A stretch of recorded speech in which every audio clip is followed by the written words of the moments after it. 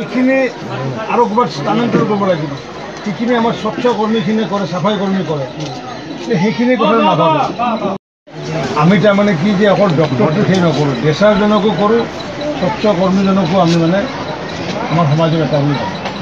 এইটো একমাত্ৰ মানে আমাৰহে এই চিষ্টেমটো আছে অন্য জেগাত নাই অন্য দলে এইটো কৰিব নোৱাৰে এই ব্যৱস্থাটো আজিলৈকে ইমান দিন হৈ যায় আজি আপুনি যিটো কৰিছে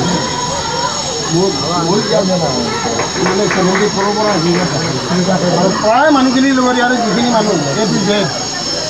মোক জানে ছাৰ জানে চান্দলে জানে আৰু এই ব্যৱস্থাত আপুনি আজি যিটো কৰিছে এই বস্তুটো আমি পোৱা নাই আৰু ৰাতিপুৱা উলুবাৰীত গ'লোঁ উলুবাৰীত তাতে আমাৰ কলনীটো আছে য'ত নহ'লে মেডিকেল যাব নোৱাৰে চাফা কামটোতো এনেই কয় সেইকাৰণে ছাৰ ৰাতিপুৱাৰ প্ৰগ্ৰামটো আমি চিকিৎসাই কৰোঁ মই সেইকাৰণে ক'লোঁ নহয় কথা কৰিব আশা কৰা নাছিলোঁ মানে আজি এক বহাগ আজি সকলোৱে ডাঙৰ মানুহ গামচা দিয়ে বোলে হাৰে আহোঁতো ডাঙৰ মানুহ ঠিক আছে মই সেইকাৰণে কলনীত যাম মই সেইকাৰণে ৰাতিপুৱাৰ পৰা আজি প্ৰথম ছাৰ প্ৰথম বিহুত যি মানুহ আহি কিনে আৰু এইবিলাক চলি মোৰ আগত আজি প্ৰথম আমি সৰুৰ পৰা ডাঙৰ হৈ গ'লে আজি বিহু দিনত কোনো মানুহ এনেকৈ সন্মান দিয়া নাই আজি প্ৰথম আপুনিয়ে দিছে আজি ইমান বছৰ হৈ গ'ল 30-35 বছৰ হৈ গ'ল এনেকৈ ভাল লাগি আছে নহয় কি কথা যোন আহে হ'ব তাৰপিছত এনেকৈ মিলি কথা নকয় মানুহ আজি আপুনি যে মিলিকে কথা কৈছে আমাৰ লগত ছাৰ মিলি যে কথা কৈ আছে ইমান ভাল লাগিছে কি ক'ব আৰু আহি কিনে বিহুৰ দিনত দিয়া নাই ঠিক আছে ভাল লাগিছে খালি আহে ইলেকশ্যনৰ কাৰণে বিহুৰ বতৰ চবে এতিয়া ঘৰত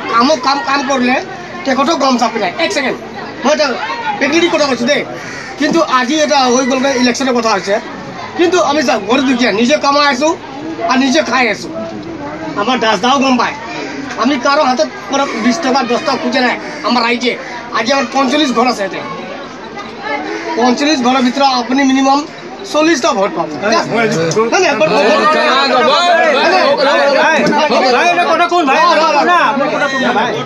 আজিলৈকে আমার কোনো অতি পাওয়া নাই আমি 1 টাকা 2 টাকা 10 টাকা চান্দা লগাই আমার রাইজে যেটি করছু এই সিলিখান যে আপনি নামি আইছে যে আমার রাইজে 1 টাকা 2 টাকা লগাই পেলে আমি কাম করছু রাইজ রাইজ সমাজ কোন কথা কব দে কিন্তু আজিলৈ আমি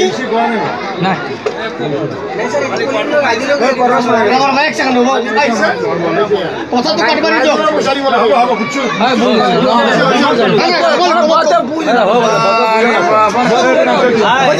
আজি ৰঙালী বিহুৰ লগতে আজি আমাৰ অসমীয়া নৱবৰ্ষৰ প্ৰথম দিন আৰু এই প্ৰথম দিনটোতে আমাৰ পণ্ডিত দীনদয়াল উপাধ্যায়ে আমাক শিকাইছিলে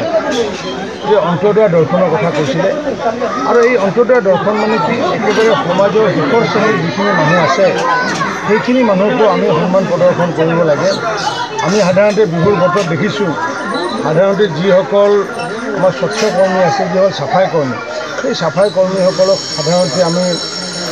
অৱজ্ঞা কৰি আহিছোঁ আৰু আমি যিহেতু প্ৰকৃত অৰ্থত যিহেতু পণ্ডিত দীনদয়াল উপাধ্যায়ৰ অন্তোদয় দৰ্শন যিহেতু মানিছোঁ সেইকাৰণে আজি অসমীয়া নতুন বৰ্ষৰ প্ৰথম দিনটোতে ৰাতিপুৱাৰ ভাগত উলুবাৰী হৰিজন কলনীৰ স্বচ্ছ কৰ্মীসকলক আৰু এতিয়া আমাৰ GMCৰ যিসকল স্বচ্ছ কৰ্মী স্বচ্ছ কৰ্মীসকলক বিহু গৌৰৱ জনাই পেলাই একোখনকৈ গামোচা দিছিলোঁ